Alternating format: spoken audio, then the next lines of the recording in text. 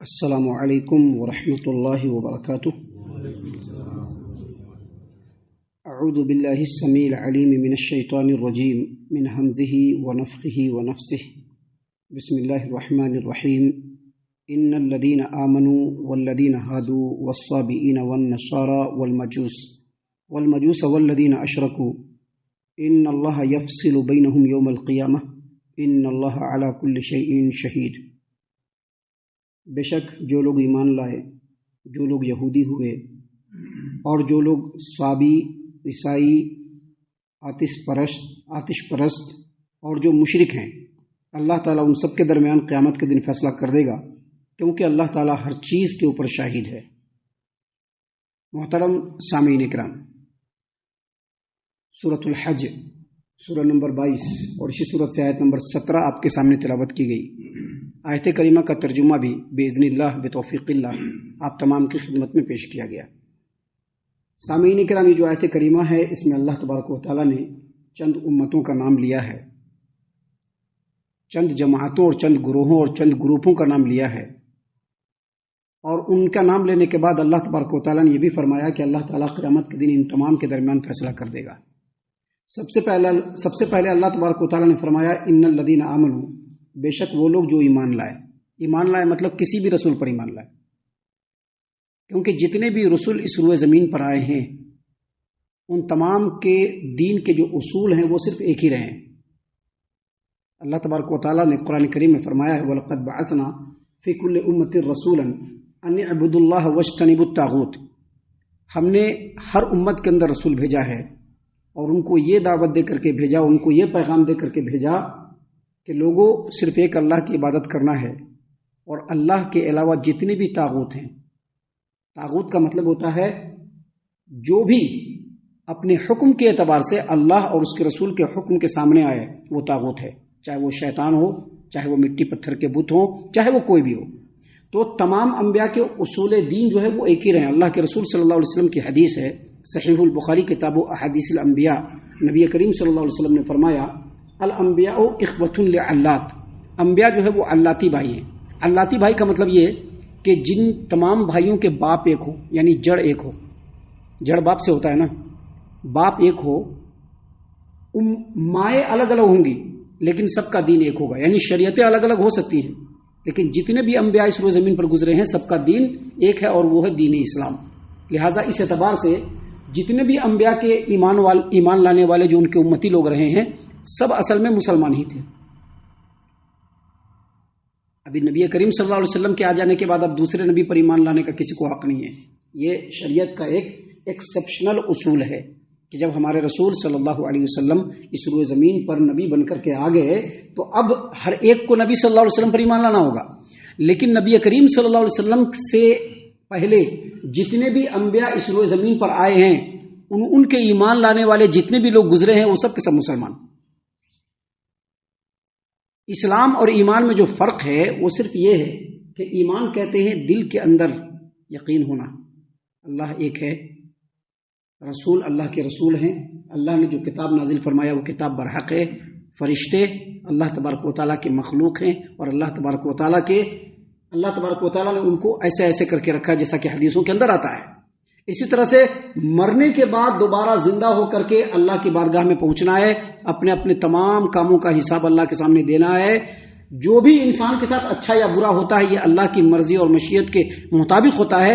ان چیزوں کے اوپر دل کی گہرائی سے یقین رکھنا یہ ایمان کہلاتا ہے۔ اس کے علاوہ جو ہم اعمال انجام دیتے ہیں یہ اسلام ہے۔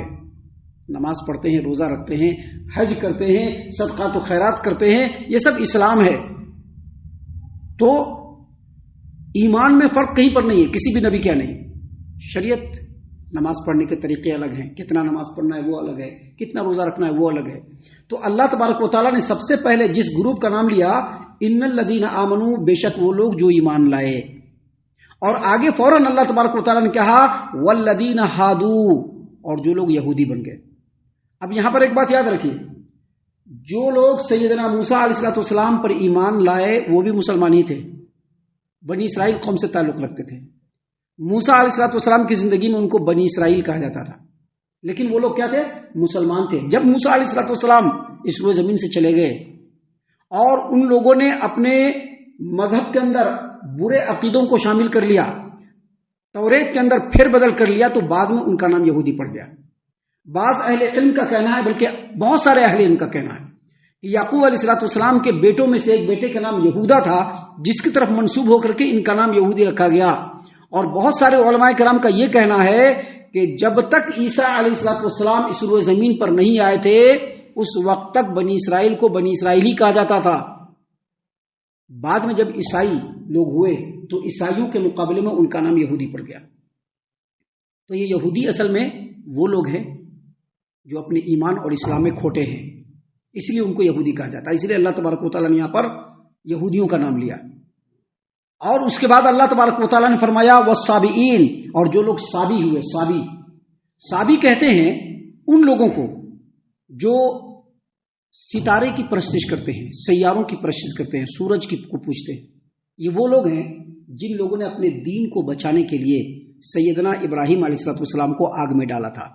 یہ لوگ اپنے آپ کو نوح علیہ السلام پر منسوب کرتے ہیں اور کہتے ہیں کہ ہم نوح علیہ السلام کو مانتے ہیں، باقی تمام نبیوں کا یہ لوگ انکار کرتے ہیں. یہ جو صابی کا لفظ ہے، بعد میں چل کر کے جو لوگ بھی اپنے دین کو بدلتے ہیں یا جو لوگ بھی اپنے باپ دادا کے دین سے باہر بھاگتے ہیں، ان کو صابی کہا جانے لگا. کیوں کہا جانے لگا؟ گالی کے طور پر.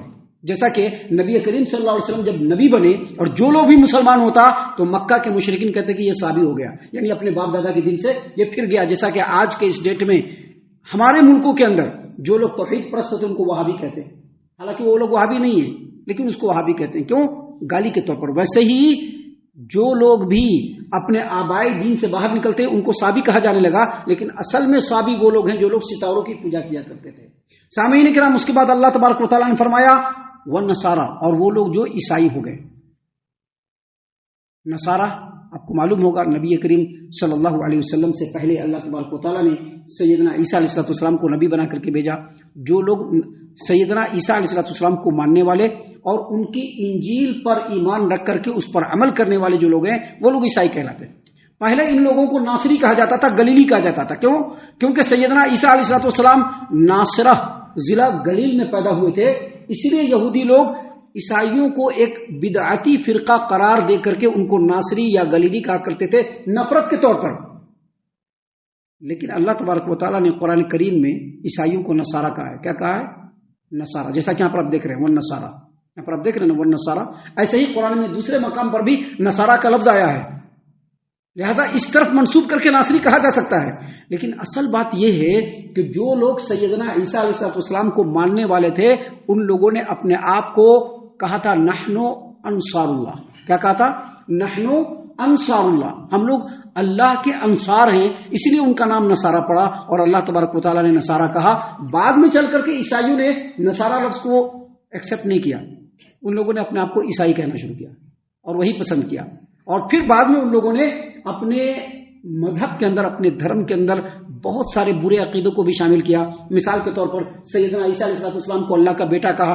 ان لوگوں نے کہا کہ تین مل کر کے ایک خدا ہے، اللہ، مریم اور عیسیٰ.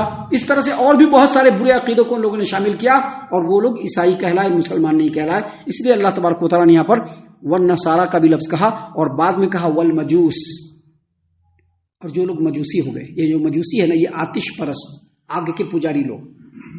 مجوسی یہ آتش پرست، اصل میں یہ لوگ بھی سیارہ پرست، ستارہ پرست، سورج پرست تھے. ان لوگوں نے بھی اپنے آپ کو کہا کہ ہم لوگ نوح علیہ السلام کے ماننے والے ہیں، باقی تمام نبیوں کا انکار کیا. لیکن ان کے ہاں نیکی کا خدا الگ ہے اور بدی کا خدا الگ ہے. نیکی کا خدا اور خالق یہ لوگ یزدان کو مانتے ہیں اور بدی کا خدا یہ لوگ اہرمن کو مانتے ہیں. ان لوگوں نے اپنے کتاب کا نام زون یا استا رکھا ہے اور اسی طرح سے ان کے جو رہنما ہوئے ہیں انہوں نے ان کے مذہب کے اندر بہت سارے برے اخلاق کو، حتیٰ کہ ان کے ہاں بہن سے شادی کرنا بھی جائز ہے. یہ جو آتش پرست مجوسی لوگ ہیں. بعد میں اللہ نے کہا والذین اشرکوا، والذین اشرکوا، وہ لوگ جنہوں نے شرک کیا. اب شرک کیا کن لوگوں نے؟ مشرکین مکہ نے شرک کیا. مشرکین مکہ نے شرک کیا نا، لیکن شرک کرنے والے صرف مشرکین مکہ نہیں ہیں، بعد میں بہت سارے لوگ مشرک ہوئے، حتیٰ کہ مسلمانوں میں بھی مشرک لوگ ہیں. مشرک کن کو کہتے ہیں؟ جو ابھی جن لوگوں کا نام لیا گیا، ایمان والوں کا نام لیا گیا، یہودیوں کا نام لیا گیا، مجوسیوں کا نام لیا گیا، صابیوں کا نام لیا گیا، عیسائیوں کا نام لیا گیا، جو لوگ ان کی طرف منسوب نہیں ہے ان کو مشرک کہا جاتا ہے. لیکن اس کا مطلب یہ نہیں ہے کہ یہودی کے اندر شرک نہیں، یہودیوں کے اندر بھی شرک ہے، مجوسیوں کے اندر بھی شرک ہے، صابیوں کے اندر بھی شرک ہے، عیسائیوں کے اندر بھی شرک، کہیں نہ کہیں شرک پایا جاتا ہے. اللہ نے فرمایا ان الذین آمنوا، بے شک وہ لوگ جو ایمان لائے، والذین ہادوا، اور جو لوگ یہودی ہو گئے، والصابئین، اور جو لوگ صابی ہیں، والنصارى، جو لوگ عیسائی ہیں، والمجوس، جو لوگ آتش پرست ہیں، والذین اشرکوا، اور جن لوگوں نے شرک کیا. اللہ نے فرمایا ان اللہ یفصل بینہم یوم القیامہ ان اللہ علی کل شیء شہید. اللہ تبارک و تعالی ان تمام کے درمیان قیامت کے دن فیصلہ کرے گا، اور اللہ تبارک و تعالی ہر چیز کے اوپر شاہد ہے. اس کا مطلب یہ نہیں کہ اللہ آج نہیں جان رہا کہ کون حق پر ہے کون حق پر نہیں ہے. اللہ خوب جان رہا ہے کہ کون کس قدر حق پر ہے، کہاں سے لوگوں نے اختلاف کیا، کہاں سے لوگوں نے انتشار کیا. نام کن کا لیا گیا؟ ایمان والوں کا، یہودیوں کا، عیسائیوں کا، مجوسیوں کا، مشرکوں کا. لیکن ہم آپ کو بتلا دیں کہ مسلمانوں نے بھی الگ الگ فرقے بنا کر کے رکھے. ان کا الگ فرقہ ہے، ان کا الگ فرقہ ہے. ہمارے خاندان والے اس فرقہ پر مل کے ہم اسی فرقہ پر عمل کریں گے. ان کا بھی فیصلہ قیامت کے دن ہوگا. کیوں؟ اس کا مطلب یہ ہرگز نہیں کہ اللہ کو پتہ نہیں ہے. آج ایک معمولی آدمی بھی اللہ کے کلام پر غور کرے گا تو اس کو پتہ چلے گا کہ حق پر کون ہے. اگر تعصب پرستی کے اینک کو اپنے آنکھ سے ہٹا دے، باپ داداؤں کی جو اندھی تقلید کرتے ہوئے چلے آ رہے ہیں، اگر اس سے اپنے آپ کو ہٹا دیں، اللہ تبارک و تعالیٰ پر پکا اور پختہ یقین کر لے اور سمجھ لے کہ ہم کو اللہ تبارک و تعالیٰ کی ہدایت کے راہ کو حاصل کر لینا ہے، اور ان تمام چیزوں کو ذہن میں بسا کر کے دل کو خالص کر کے اللہ کی کتاب پر غور کریں گے، نبی کی تعلیمات پر غور کریں گے، تو ان کو پتہ چل جائے گا کہ حق کہاں ہے. حتیٰ کہ یہ جو یہودی ہیں، عیسائی ہیں، صابی ہیں، مجوسی ہیں، یہودیوں کے پر توریت انجیل نازل ہو، یہودیوں پر توریت، عیسائیوں پر انجیل. ان کے اندر لوگوں نے پھر بدل کر دیا ہے، لیکن اس کے باوجود آج بھی اگر کوئی آدمی توریت کے اوپر غور کرے گا تو اس کو کہیں پر بھی شرک ملنے والا نہیں ہے. وہاں پر ایک ہی دین کا اصول ملے گا، اللہ تبارک و تعالیٰ پر ایمان لانا اور اس کے رسول کے اوپر ایمان لا کر کے رسول کے بتائے ہوئے طریقے پر چلنا. یہ آپ کو ہر کتاب میں مل جائے گا، آج بھی مل جائے گا. یہ کہیں سے بھی آج کے ڈیٹ میں ختم نہیں ہوا ہے. لیکن دنیا میں لوگ ہٹ درم ہیں، ان کی بہت ساری اپنی اپنی مفاد ہیں، اپنے بہت ساری چیزیں ہیں جس کو سامنے رکھ کر کے وہ حق کو ایکسپٹ کرنے کے لیے تیار نہیں ہے. ہر انسان، ہر گروپ، ہر جماعت کی، ہر فرد کی اپنی اپنی ایک مصلحت ہے، ان کے اپنے ایک مفاد ہے جس کو وہ چھوڑنا نہیں چاہتے ہیں، جس کی وجہ سے وہ حق کو ایکسپٹ کرنے کے لیے تیار نہیں ہے، فرقوں میں بٹے ہوئے ہیں. اللہ نے فرمایا ان اللہ یفصل بینہم یوم القیامہ، بے شک اللہ تبارک و تعالیٰ قیامت کے دن ہر ایک کے درمیان فیصلہ کر دے گا کہ کون حق پر تھا اور کون حق پر نہیں تھا.